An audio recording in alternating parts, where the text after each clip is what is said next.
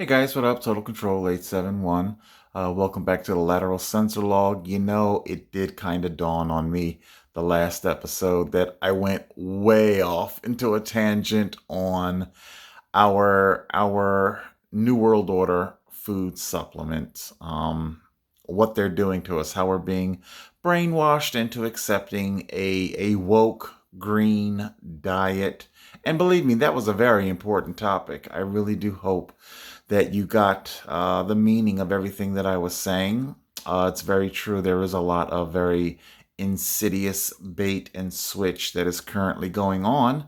So I did realize that I didn't really make all the points that I needed to about the censorship, the new form of censorship. Let's see, my count here is about a minute. I'm going to refresh, and there it is. We've got our fuck what you say. So let's pop in a new one.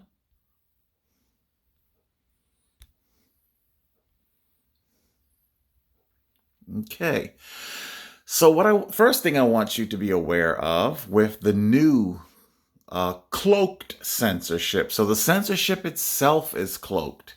So I'm going to do a little refreshing here, and we see that the bot has not responded. Now, it takes about 1 minute, 15 seconds. So we got like almost another minute here before the bot will cloak the comment. Although I must confess, like right now, I don't know if the comment is even visible to anybody down in the comment section. My comment is most likely in a waiting room area, to be either authorized or not authorized. And there we go, 53 seconds this time for our bot. It's the bot, there we go. And fuck what you say. So let's take a look at our comment. Dear CNN and all left-wing publications, I am a registered Republican gay black man, but more importantly and more to the topic of this segment, I am an ex-Democrat who jumped ship the spring of 2020, the moment I realized radical left communists had taken over government like an episode of The Handmaid's Tale. You are fooling no one. So please stop reaching for all of these ridiculous excuses as to why the Democratic Party is hemorrhaging membership like a blind and naked hemophiliac running through a cactus field. That is what this entire segment of CNN did here. It's about 10 minutes. I'm not going to play 10 minutes for you. I'll pay a little bit of it for you, but first I'm going to complete my comment here.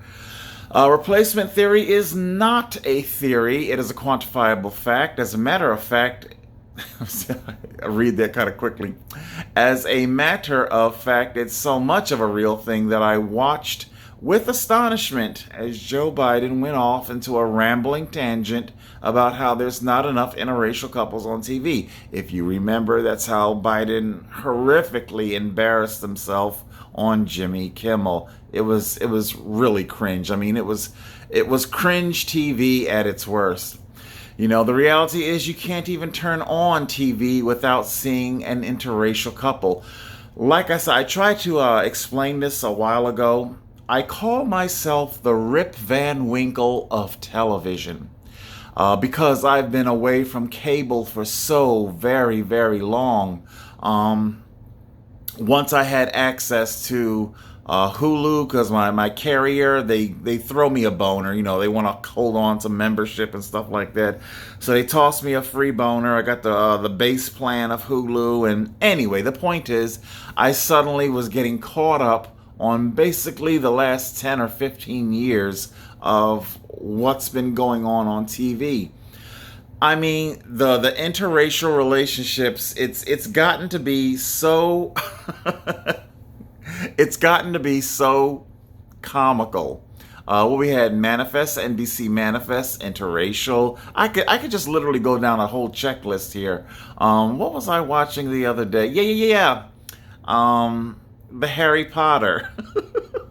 So Harry Potter thus far, I haven't watched a part 2 of the Deathly Hallows, but we see when Harry Potter finally, and I have not read the books, so it might be something different. So excuse me if I've got it different from the books. But in the movies of the interests, romantic interests that Harry Potter expressed in, first was an Asian girl who I think betrayed him.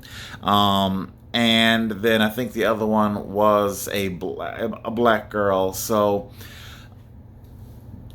honestly, I mean, you'd have to be deaf, dumb, and blind. As a matter of fact, what was that? I forget what I'm watching that, it's like you can even tell which way the story is going to go. Put it like this, because I think they're in hiatus right now. The Resident, because there's so much I can say about that show. I watch with bizarre fascination. Is that what I want to say? With morbid fascination. It's not morbid. It's not what I'd say it's morbid, but I do watch because I am such a student of social anthropology. I've just seen you don't even have to wonder what it's all about. I think one of their before they went into a hiatus for the summer. What was it? The woman, she comes in, she's pregnant. Suddenly, there's difficulties. I know where this is going. It's about so they're going to bash men and abortion and, so on. What was it? Conrad, his wife. First of all, both of them were white. So I knew that relationship couldn't last. We can't have a white relationship going on here. And what was it? I think crucifix on the wall after her car accident. Crucifix on the wall, and somebody wanted to pray for her. I think it was a Christian. And then also in that episode, there was a trio or a coven of witches or Wiccans or whatever it is they call themselves, and they explain their religion and how they, so it's not like, excuse me, it's not like evil witch or nothing like that, like a Halloween stereotype witch. But basically, we see at the end of the episode, after Nick is taken off of life support and she dies. Number one, the first thing they want to, the propaganda there is, hey everybody, look at God, look at how God failed. God didn't save her. God failed. And every funeral that I've seen on the show, of the main characters, like you had Malcolm Jamal Warner's, his character's mother died. There was no religious ceremony, so it's a very deliberate attempt to push religion out of the narrative.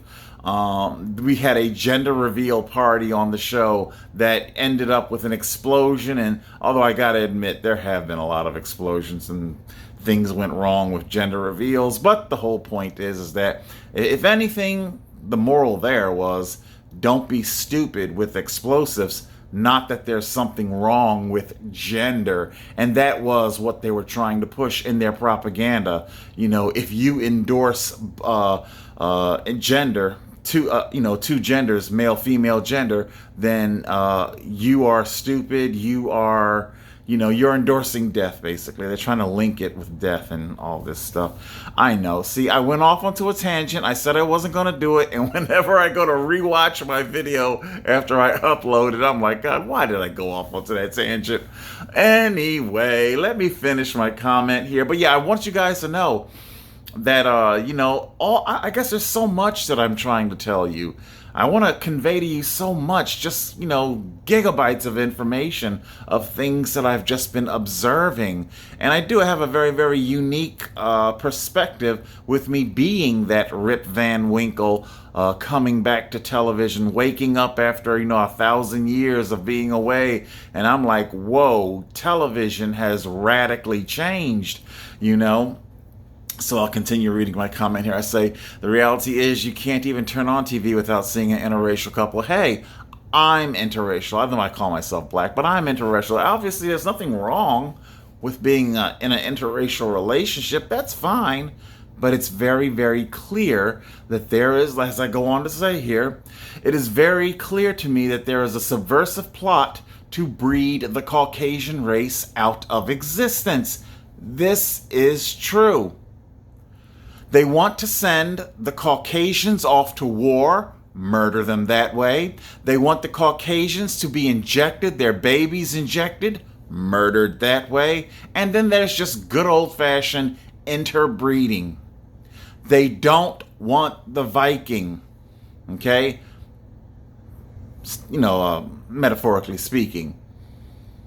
They understand that your Bible Belt white man, they do not roll over. There's so much more. I could go off onto a whole tangent about how black people really, I'm going to be honest, I don't know the Hispanic community that well to say if they would also roll over and take it in the ass the way black people do.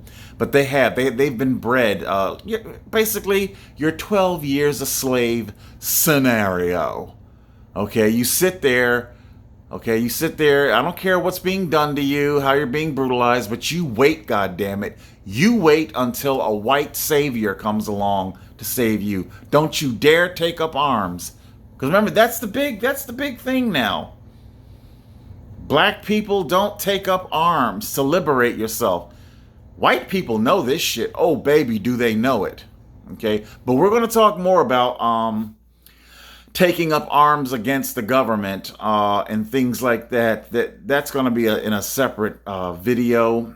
That's going to be in a separate video because anyway, but black people, they're generationally conditioned, psychologically conditioned to, don't bite the hand of authority, even though that authority is, so as the deep state, I think the deep state, they know that their cloak, their invisibility cloak, it's tattered, it's old. Oh God, there's so much I want to say to that. See, I'm about to go off into a tangent. I'll just give you a tiny morsel of what I'm trying to talk about. The Jewish oligarchy for thousands of years, traveling, no homeland, everywhere they go, they end up getting kicked out. There's so much more I could say about that. Spanish Inquisition, scattered abroad, travel around, the last 1,000 years especially, there's so much more I could say. But the whole point is that World War II, that was their last and their greatest reset button, because everywhere, for the past 5,000 years, they travel from land to land. And by the Jewish oligarchy, they accrued a massive amount of information. It's why they were so valuable. When they would, when the Jewish caravans would come into town, they were so incredibly valuable. They had, be it food, spices, because spices was a real big form of currency thousands of years ago. Culinary skills, how to prepare, if you want something new in your palate. Language, translators to deal with other, and of course with them serving in the role of translator, royal translator. Of course, they can put a spin on a word, inflections, negotiations can be manipulated. There's just so much I want to say about that whole thing. But ultimately, like with our Spanish Inquisition, bourgeois, people think that bourgeois means boring. Actually, bourgeois or bourgeoisie, it means the middle class, the upper middle class. Those were the ones that were pissed off at the Jews that, set the whole Spanish Inquisition. And because, the Jews, they were hobnobbed with the ultra elite of the time, They were hobnobbed. I could get into a whole thing about their sex parties and, see, look at me. I'm so far off topic. Because there's so much I want to say about their sexual proclivities and, oh my God. Anyway, they've accrued a great deal of knowledge and wealth. If it's nothing more than just simply an understanding of your race, of your culture. Once they have an understanding of you, then they know how to manipulate you. Know thy enemy. Jews have been exploiting that one sentence for thousands of years. They have been studying us for thousands of years. Do you understand? Worst thing in the world you could do when combating the Jewish oligarchy is to buy into a lot of stereotypes that a neo-Nazi or somebody would have you believe about them. A lot of that stuff, it is garbage. It's crap. It's bullshit. If you really want to conquer the Jewish oligarchy, then you really are going to have to do to them what they do to us. Take a very, very methodical, detailed analysis of who they are and what makes them tick. And believe me, they've got a 5,000-year head start. You see, as people are slowly waking up to the diabolical plot of the fake pandemic, people are suddenly look. I know I'm so off topic here. I'm sorry, but put it like this. I did come up with an analogy. Imagine, if you will, if all of a sudden you feel your pubic hairs being grabbed and ripped out, i.e., the cliche, "They've got me by the short and curlies." Okay, are you simply content with knowing that there is a fist down your pants gripping out your pubic hair? No, you're going to follow the fist to the arm, past the wrist to the arm, past the elbow to the upper arm, to the shoulder, and up to the head, to the face. Who has you by the short and curlies? Do you dig it? It's not enough to know where you're experiencing pain and what is causing it, but who is causing it? People are very slow. Oh my God, it's painstakingly slow from my perspective. I don't know. I mean, I to this day, I still say that I am not that intelligent of a person. I'm just a person who has a gift for honesty. I don't think that I've never thought that I've been especially intelligent. I get it. Maybe my vocabulary is a little larger than most, but I really don't think my intelligence is anything to write home about. I just have a very good gift for honesty. Thundercats, Sword of Omens, give me sight beyond sight. See things for what they are. Okay? Who is it that got you by the short and curly? So we're beginning to see, as they're waking up, fake pandemic. Wow, the children, they've lost how much in school? Hey, wait a minute. I mean, this thing went way beyond, because in the beginning, in our spring of 2020, oh boy, 2 weeks, oh boy, it's going to be like a big slumber party. America has a big slumber party. Oh boy, I can't wait. I'm going to get in my jammies and get on the couch. Oh, I'm going to order all this food and Fool. Idiot.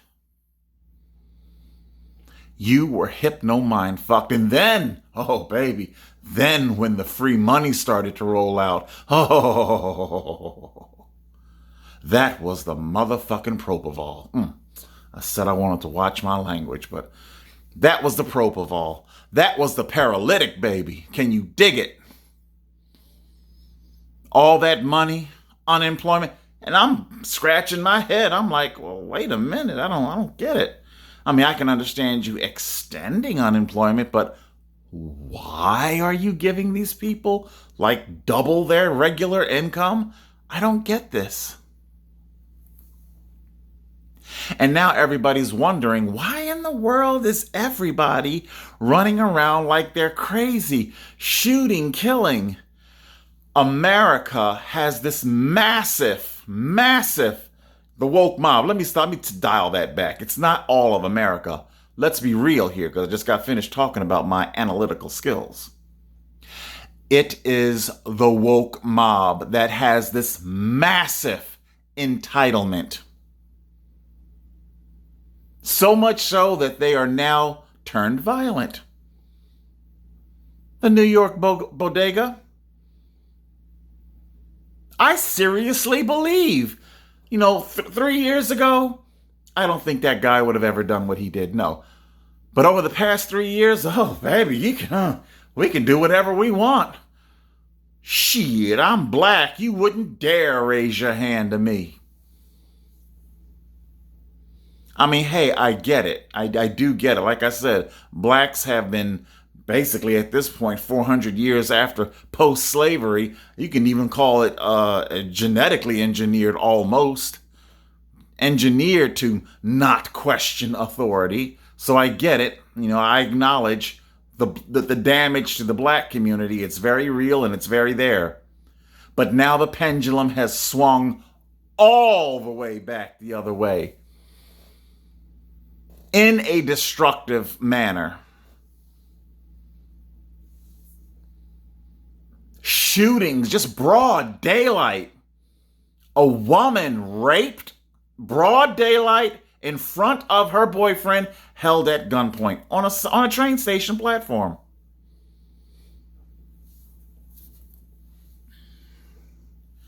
Are you paying attention?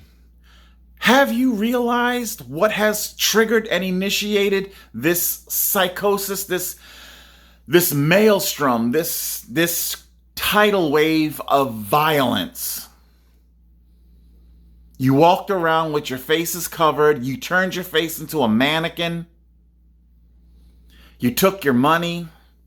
Paralytic. Oh, you basically was unemployed for a year and a half. Economy destroyed. Who did this to you? Believe me, I have been hit by a car. First thing they ask you is if you are conscious, who did this to you? Okay? The American economy is being scraped off the pavement. Who did this to you? Did anybody get the number of that Mack truck fake pandemic? Okay? I know, I'm telling you, boy. See, I didn't think I had this much to say, but apparently I did.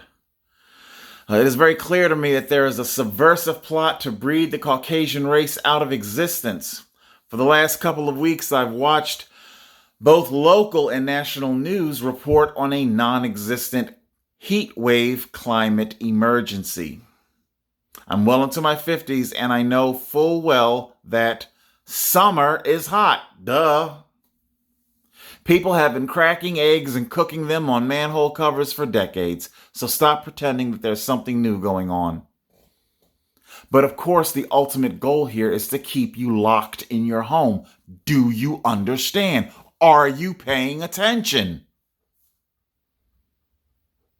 Do you think it's just some big coincidence that every last single manufactured crisis results in you staying in your home? Gas prices, stay at home. Climate emergency, stay at home. Propaganda variant, stay at home. Monkeypox, stay at home. Everything results in stay at home. Are you paying attention? You destroyed the economy that was perfectly healthy with all of your unnecessary lockdowns over the fantasy pandemic that couldn't even fill a single hospital. Okay? Those emergency hospitals cost tens of millions to erect. There were hundreds of them. Wasted taxpayer money. Again, the hemorrhaging of money, depleting of the reserves, weakening of America, death of 1,000 cuts. Are you paying attention?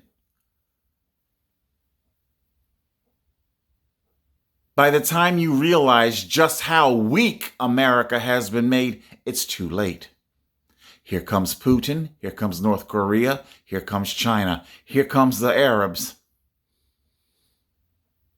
Here they come, ready to carve America up like a Thanksgiving turkey. I bet they're already arguing with each other in their secret discussions who gets what region.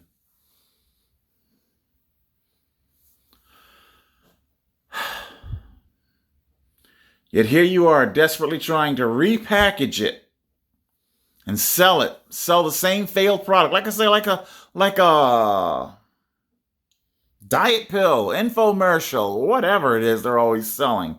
It's the same failed garbage. But there's always some schmuck with money in hand, ready to give the latest, greatest one more try. One more try. Yet here you are desperately trying to repackage it and sell the same failed product to the same people under a new name. I keep waiting for this deep state to realize that it has lost this attempt to take over the world. It's like listening to a brand new member of Alcoholics Anonymous complain about everything that's wrong with their life.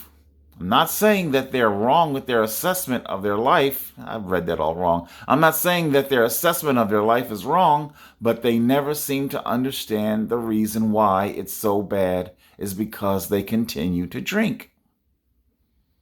In this comparative analogy, drinking alcohol is metaphor for continuing to perpetrate the COVID narrative and its useless mandates. See, like I said, I've hung out in the rooms of AA for many years. It's a trick that I used to keep warm while homeless, ride my bike around all over South Jersey, going to different AA meetings. And whenever there'd be a new a new member come in, of course they're very anxious, and that's fine, that's fine. Although there is a saying in AA, they say, take the cotton out of your ears and stick it in your mouth, meaning that when you first get there, it's best to just listen. Although you're more than welcome to share. There's no restriction as to, it's not like, you got to be there X amount of time before you can start sharing your story. You can share whenever you feel like sharing. And I've heard a lot of the newcomers, oh, my wife's a bitch, my husband's awful, my job, my boss riding my ass, it's all falling apart. I'm trying, and it basically they're trying to explain why they turn to alcohol. So I get it. It's not lost on me. But, and you can't just simply, sit them down and be like, okay, well, this is everything you're doing, or, give them like a thorough dressing down and nothing like that, because you'll just simply shut people down and turn them away from the program. It's not how it works. So sometimes you do simply let people, talk and get it all out, and eventually they slowly, like I say, it's just like how I watch America slowly wake up to who has them by the short and curlies. Eventually the newcomer in A will slowly, some of us are like, dude, why can't you just hurry up and figure it out? But slowly they'll begin to understand that your life spiraled out of control because of your drinking. And the moment that you stop drinking, the moment you get healthy and are now in a position to begin the process of repair. You cannot repair and fix your world while you're drunk, while you're drinking. You cannot fix the damage done to our economy while still trying to believe in the COVID mandates, trying to believe in COVID, period. Okay? Because that's what I know. I've taken up all the time here. I'm going to see if I can play maybe just a little of this. Graphics, still destiny. I'm Michael Smerconish in Philadelphia. I remember this well. It arrived with a thunderclap. January of 2008, Pew Research Center released a report titled U.S. Population Projections from 2005 to 2050. And the overview said this: if current trends continue, the demographic profile of the United States will change dramatically by the middle of the century. Among the projections that by 2050, the nation's racial and ethnic mix would look quite different than it did then. Non-Hispanic whites, who made up 67% of the population in 2005, were projected to be just 47% by 2050. And this was widely interpreted to be good news for one party. Demographics are the Democrats' best friend, or so thought many. In fact, in 2009, James Carville even wrote a book titled 40 More Years, How Democrats Will Rule the Next Generation. But here we are 14 years later, and things might not be turning out as anticipated. In fact, Josh Krushower from Axios is calling the new Great Realignment arguably the biggest political story of our time. Here's the latest data. If current trends continue, the U.S. population will rise to 404 million by 2060. The non-Hispanic white population is projected to shrink over that time by nearly 19 million. Now, non-Hispanic whites are projected to become a minority sooner than was anticipated, by 2045. Previously, it was presumed that this was a huge threat to the Republican Party, which had not been doing well with minority voters. But this is no longer the case.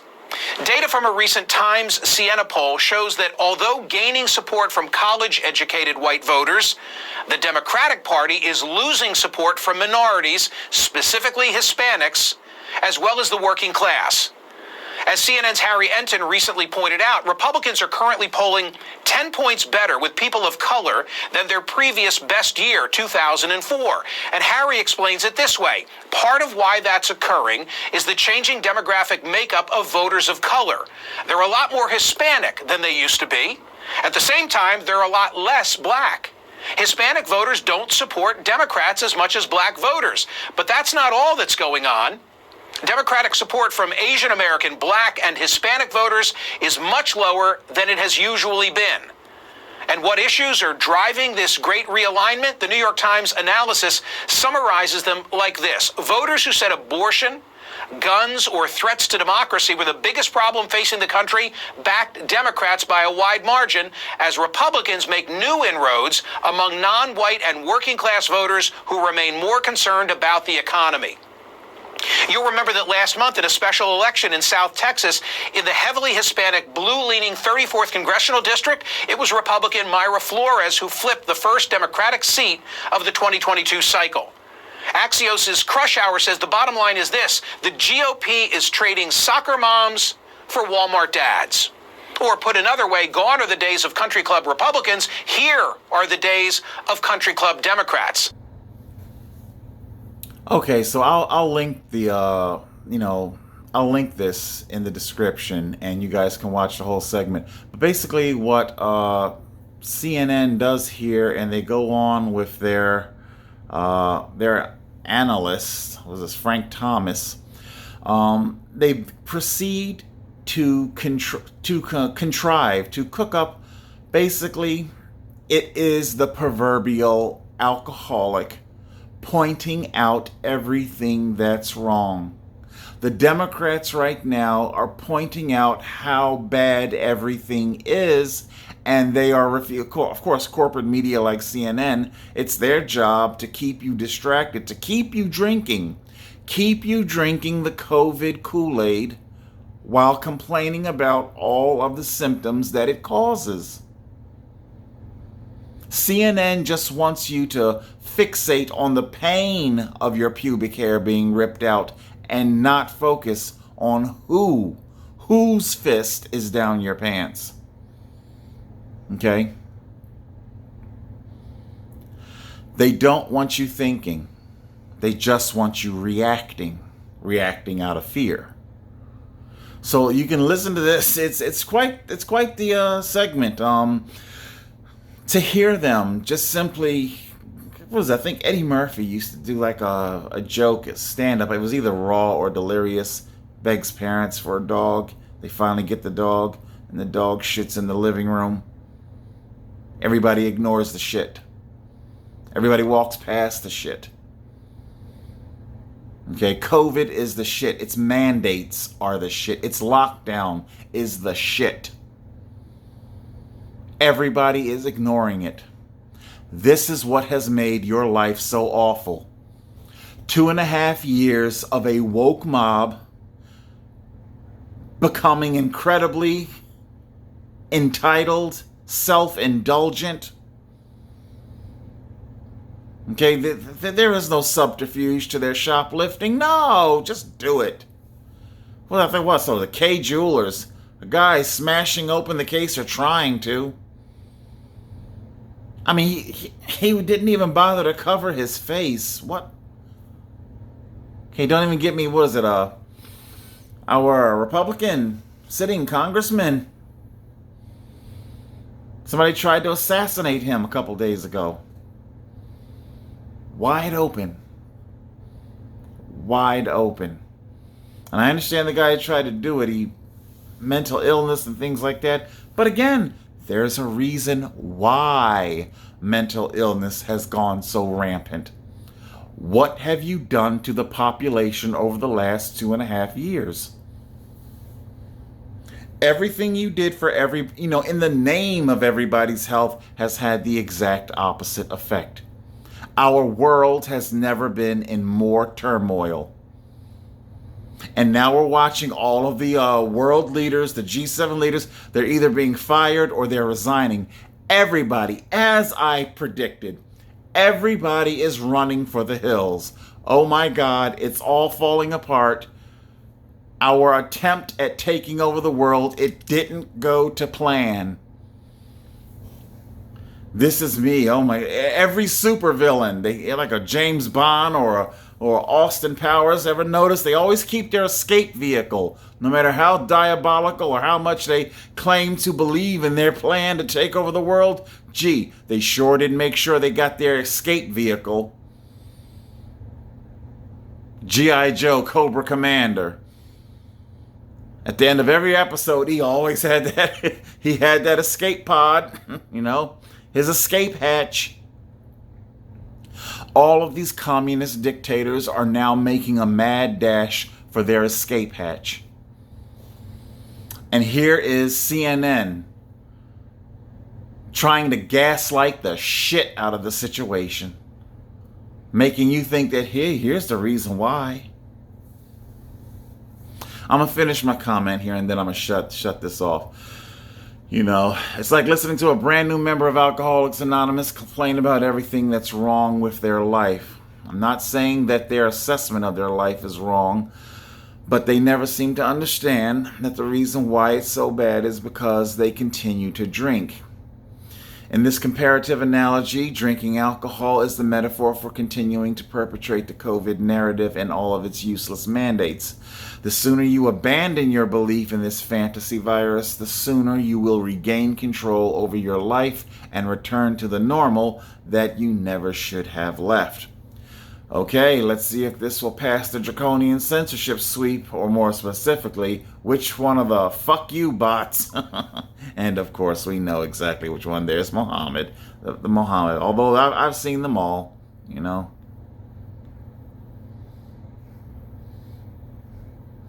There's our NBA bot. It's all the same thing. Okay, guys, so I said I was going to shut it off and I meant it. All right, guys, hopefully you understand what's being done to you, how they are destroying American life. Okay? Are you going to let them do this? I know it's scary, but the sooner you stand up, the sooner you can. This thing would have been done. This thing would have been done by the end of spring of 2020 if everybody stood up. But there you were, getting comfy on your couch, propofol, government money, paralytic. Oh boy, it's a big sleep in. Yeah, well, like I tried to tell you, this isn't the kind of wheel that you fall asleep at. Now is not the time to sleep and get comfy. Okay? Get wired. Get hopped up on caffeine. Start paying attention. Okay? Because I can tell you right now, where this road ends, it's not pretty. Okay? That shit going on over in China, the QR codes, and what was it? I wish I could cut to it real quick. But there was a guy, Rebel News. He lived in China for 15 years, And he said while he was over, this is before the fake pandemic, and he said that while he was over there, they had the whole QR codes and things going on. He's like, wow, this is awesome. He originally started off thinking, it's so awesome. Oh boy, this is so convenient. I don't have to worry about my money, my this, my nothing. It's so awesome. And then they began to understand, once the fake pandemic came in, as to how the social credit score, how everything basically, what used to be novel and awesome, has now been weaponized. Okay? Slowly, the public is waking up to how their instruments of convenience have been weaponized against them. And I do indeed fear that by the time they do wake up and realize the full extent of this, it might be too late. That's it for now. Keep watching. Stay vigilant. Total Control 871.